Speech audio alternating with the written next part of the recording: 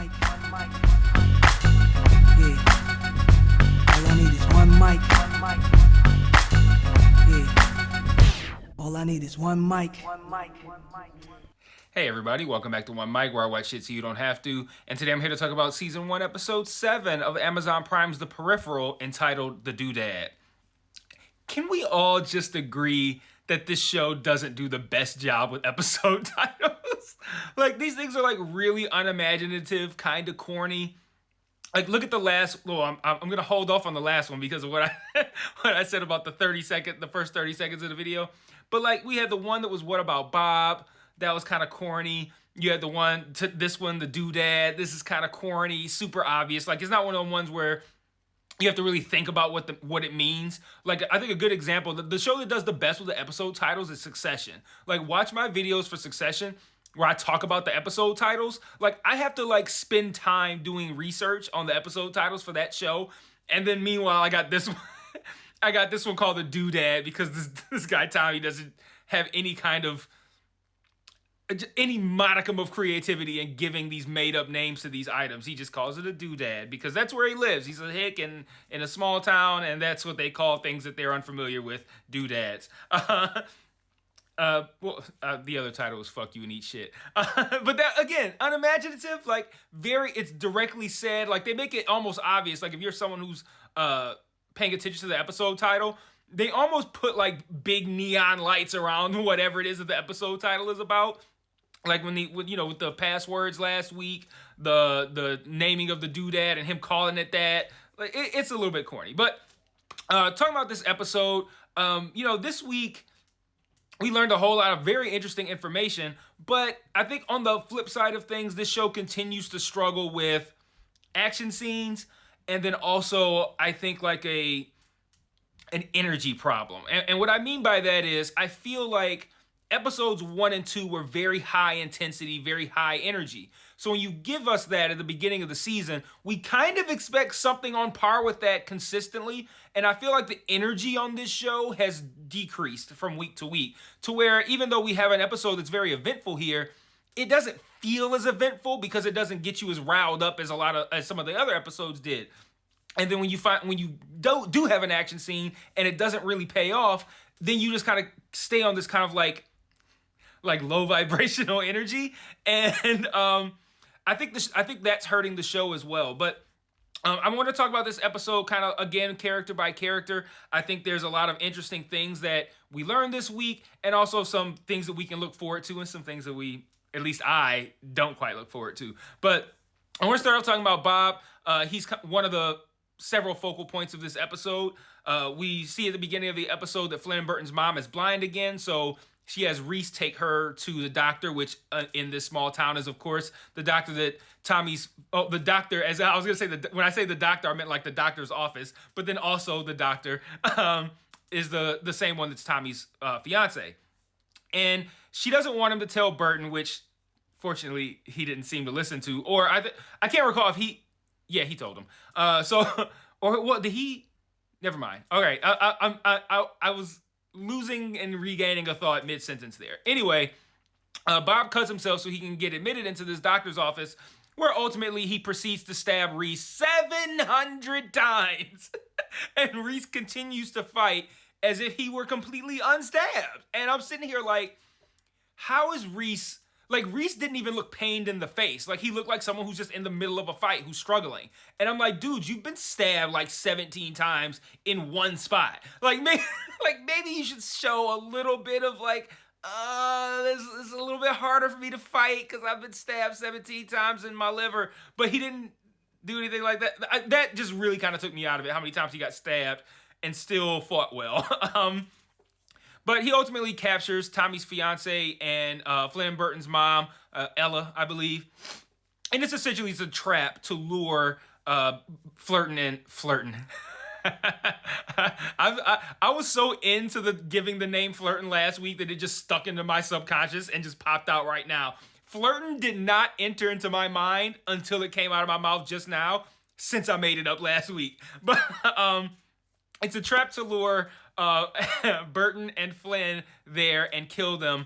And can we just talk about how I think, disappointing this ended up. So now, for the second time, there's been a moment where I'm thinking like, oh, we're gonna get something really cool on par with the great action sequence that opened episode 2, and it ultimately just kind of like fizzles out. Like if you set off a firecracker and it just went psst, and didn't do anything. That's what, what a weird descriptive sound. But that's what these action sequences that the show has set up with Bob have felt like.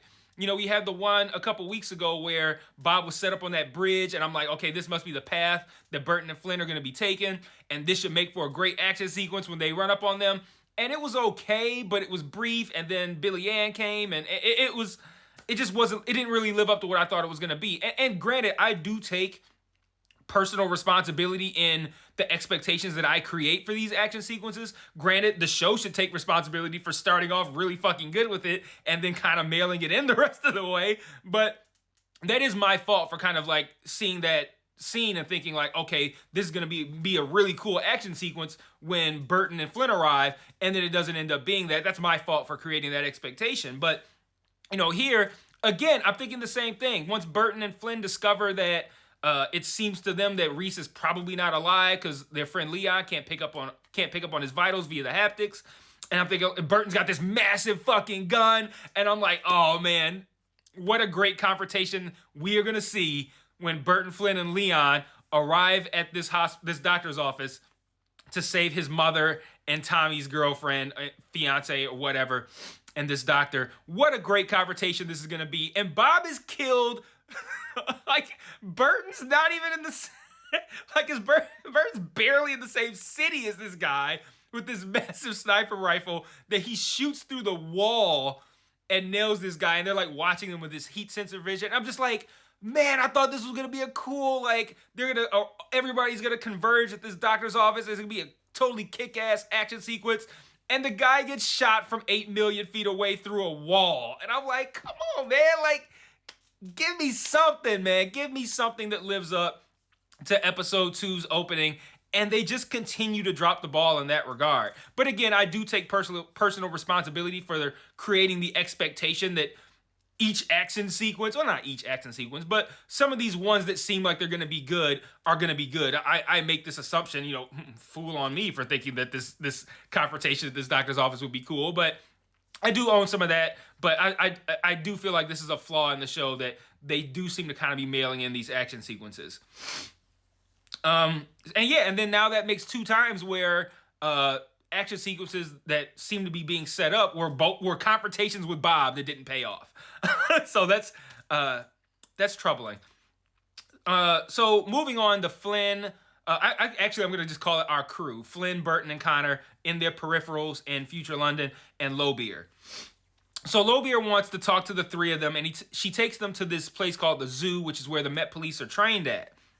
And real quick, before I even really get into this, can we talk? Do you all agree with me, or do you feel that Connor's suit in the Peripheral is like the Hammer Pants version of a suit? Like, why are the shoulders so big and the pants are like back? Like, it looks like an MC Hammer like outfit, like what MC Hammer would wear if he was like an electrician or a plumber or something like that. Like, it's like Connor's outfit is really bad, but they get taken to the zoo, and Lobeer assigns Burton and Connor to work with her partner Beatrice while she talks to Flynn. And I just want to say, before I even get into this sequence, throughout this entire sequence, Connor seems very happy, and of course he would, right? Because he's got a body now. He gets to be involved in all of this cool fighting and whatnot. He gets this, he missed it. He put that out there earlier. I'm stuttering like a motherfucker. He missed the action. He missed being involved, and he got some life from being able to participate in this, which I thought was great. But I want to also say that there's just something about cheerful Connor that makes him completely uninteresting. And you couple it with his Hammer Pants outfit, and it's like, I don't know, man. I like 1 limb Connor way more than 4 limbs and Hammer Pants suit Connor. Like, I don't know. I just like badass who's like, seems like he's either drunk or hungover all the time, but he's still like able to like shoot people really well, or throw a beer bottle into a garbage can from far away. Like, I liked that internal turmoil that I just can't control, but I can't be a complete and total badass because I only got one limb. I like that Connor way more than I'm happy to have legs and now I'm a badass Connor. Now Connor is just a generic good guy. He's just part of the team, and he's no better or different than any of the other guys on the team. The team being like Leon, Reese, whatever. And Connor's backstory, you know, what happened to him, the lost limbs, how he's dealing with it present day, that made Connor way more interesting. And like, Peripheral Connor is not interesting at all. It's just supposedly the guy that we know. You know, I mean, it's not supposedly, it is the guy, but it's not the same Connor. And it makes sense that this Connor would be a lot less distraught than 2032 living in his one limb body Connor. But I can't help the fact that Connor is way more interesting to me. But Burton and Connor like waste time with this obstacle course kind of assessment that Lobeer and Beatrice put them through. And it really just felt like a way of shoehorning in an action sequence into an episode that didn't have one otherwise. It's like, okay, well, we have to have an action sequence this week. Let's do this. And, you know, I complained about the quality of the action sequences at the beginning of the video, but that doesn't mean I want one all the time. It just means that when I get one, I want it to be up to par with the ones that I saw at the beginning of the season. You don't have to force it. And that felt so forced. Like, that really wasn't necessary at all. Like, you take out that whole training sequence thing and nothing changes. It's not really important. It set up one thing that I also didn't like that I'll talk about in a moment. But yeah, I just didn't feel like that sequence was necessary. It wasn't interesting. It wasn't entertaining. And it wasn't entertaining because the fight sequences were like kind of bad, especially once they get up to the roof. Like, they get up to the roof and Beatrice is like, your last challenge is to defeat me. Like, she didn't say that. It was like the last challenge is like only one of us can remain standing. And I'm like, okay, whatever. And then they start fighting and it's like so bad. Like, you could see like Connor gets hit and then he's like almost like wobbly in the background, like a Mortal Kombat character waiting to get finished. Like, you know, just doing like this. He's like, which is essentially amounts to like waiting his turn to get back into the fight while the Burton character fights. And it felt very much like a 90s Steven Seagal movie or some shit where it's like, you know, he gets attacked by 20 people, but only one person is attacking him and all the others are standing around waiting. That's what this felt like. And you see Connor just kind of like staggering in the background. And then he comes up and he does like a lazy punch and gets hit. And then you see him kind of like leaning up against a ledge, looking like kind of like he's trying to recover from being hit, but also like he doesn't realize there's a camera on him, so he doesn't have to look like he's recovering that much. Like, he doesn't have to try that hard. Like almost like looking with one eye open to see if the camera's there. Like, I'm so hurt. Like, that's kind of what it looked like. And it was such a bad scene, and I just don't understand how people watch that and we're like, yeah, this works. And it didn't work. But let's see, where do I want to go now? So while this is going on, this being Burton and Connor's pointless obstacle course, Lobeer has a conversation with Flynn, and she asks him like seemingly kind of random questions, and we do learn a lot in this conversation. So one, we learn that Flynn's timeline and Lobeer's timeline diverged prior to what we thought was the initial contact, which would have been elitist contact.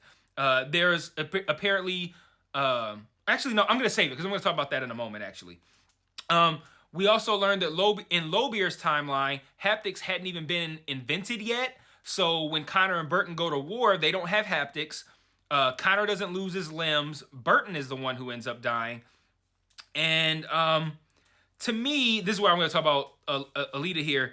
The fact that they didn't have haptics yet at the point at which they have haptics in Flynn's timeline kind of suggests to me that the contact that was made prior to Alita's contact in episode 1 probably was done in order to facilitate the creation of the technology that Alita later steals, because that would allow for the transportation of the stolen files to go into Burton's haptics, because Burton doesn't have haptics if they don't make contact and create a stub and separate timeline prior to, we'll call it episode 1. Prior to episode 1, if they don't make that contact, the technology probably doesn't even exist. Well, it definitely doesn't exist.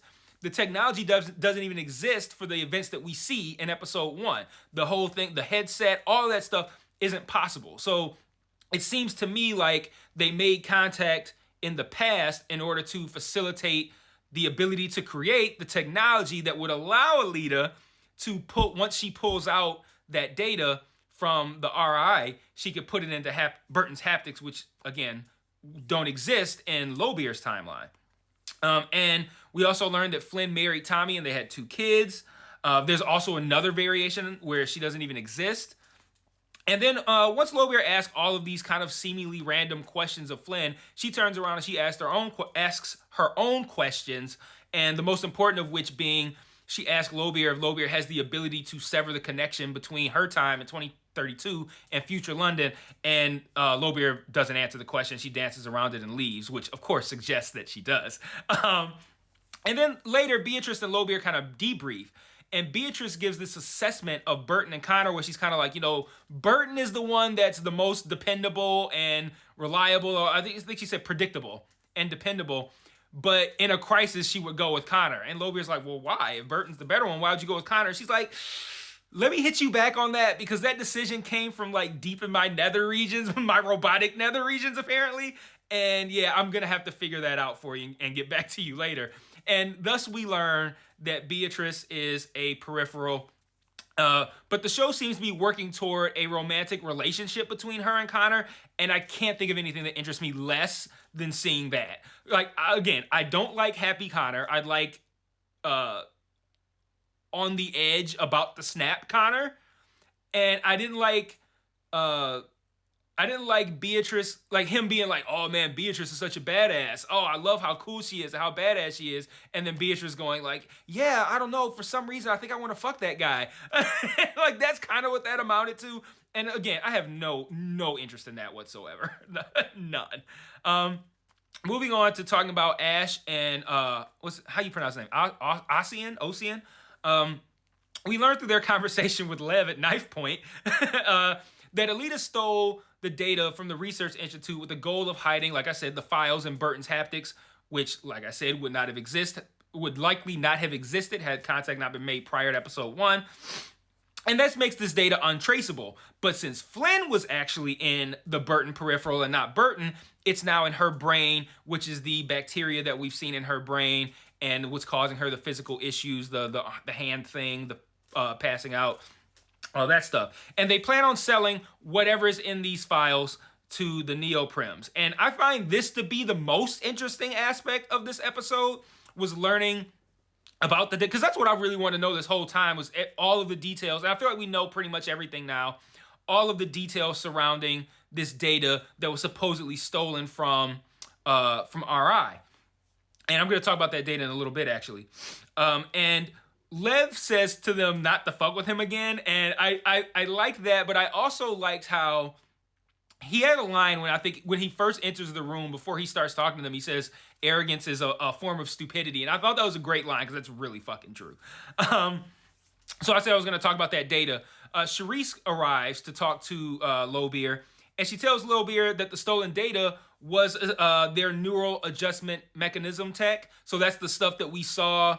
I think that was that last week or 2 weeks ago? But it was 2 weeks ago. It's the stuff that they used to manipulate Connor and his crew and Burton and all them, and the whole thing with making Connor get the dog, and all the stuff that's like through their haptics, all that kind of shit. And so that's what was stolen, was this neural adjustment tech. She doesn't want the public to know about that. That's obviously really bad PR. Like, hey, we're building shit that can control your mind. Like, no one wants to hear about that. But she also says it's particularly dangerous if it falls into the wrong hands, specifically clept hands. And she wants Lobeer to essentially take out everybody we know. Flynn, Burton, like all those people. And then we also learned that Beatrice is made in the image of Lobeer's daughter, who I'm presumably is dead.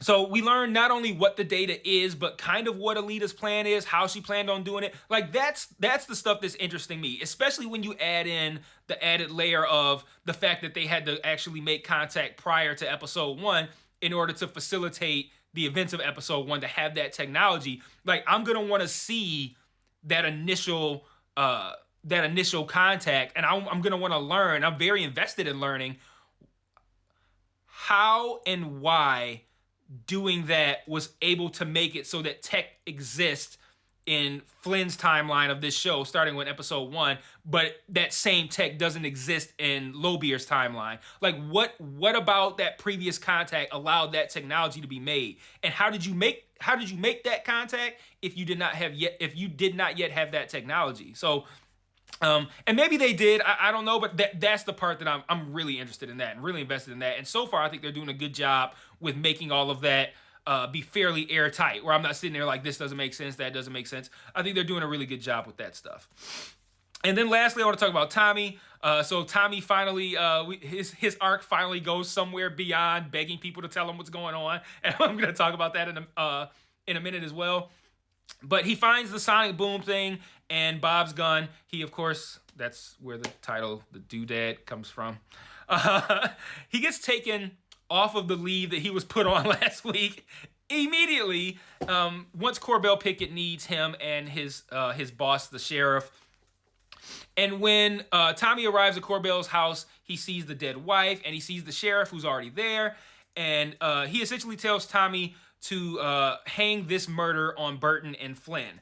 And he gets an explanation that amounts to, it's going to be my story versus yours, who you think everybody's going to believe, especially since me and Corbell are going to have the same story against you. And so your hands are tied. Go get Burton and Flynn. That's basically what everything amounts to.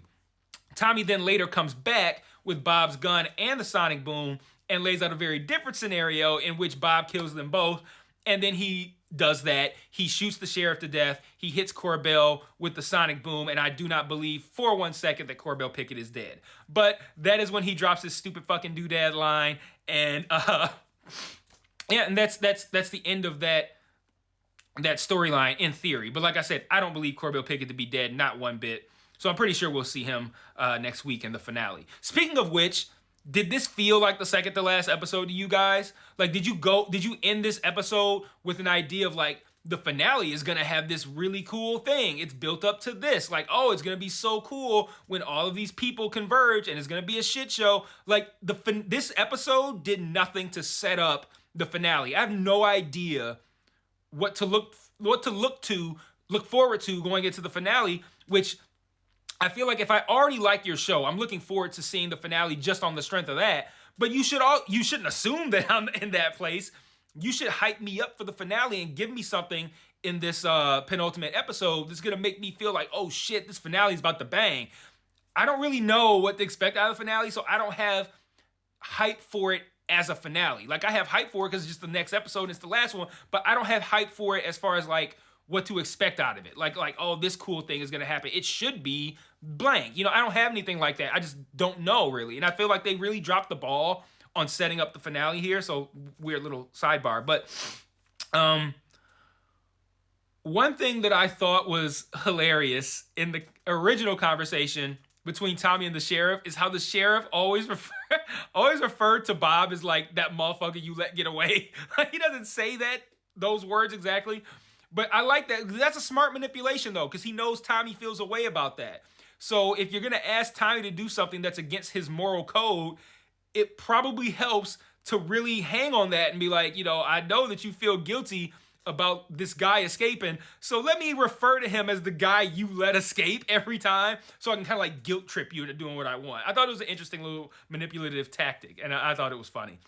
And I also liked when he said it takes a lot of energy to pretend to be blind every waking hour. And I thought that was a great line because it does wrap up Tommy perfectly. That's what he's been doing the whole season, is pretending not to see reality. And it's because he wants that validation that he still has a good relationship with Burton and Flynn via them just telling him what's going on. So it's like he knows that there's a problem. He has all of the evidence that there's a real big fucking problem that's happening in that town. But because he wants to feel like he has that kind of relationship with them, he wants to kind of coax it out of them. And then if they go, you know what, Tommy, here's what's going on and we can use your help. He's like, we're still friends. And like the fact that he needs that is making him pretend like he doesn't have a clear view of what's happening here. So I thought that was a really, a really great line by the sheriff. So like I said, this is the penultimate episode. Next week is the finale. I'm looking forward to it regardless. But like I said, the show is suffering from a couple of things. I feel like they've made Connor a lot less interesting now when he's all happy-go-lucky in the peripheral. Action scenes are just not working at this moment. Couple of, the episode titles aren't really working at this moment. But then they're doing really great stuff with like when they stick to the Lobeer and figuring out these timelines and what was stolen, what's in it, why it's wanted, how Alita did. We haven't even seen Alita in a minute. Like, obviously, we can expect to see her probably in the finale.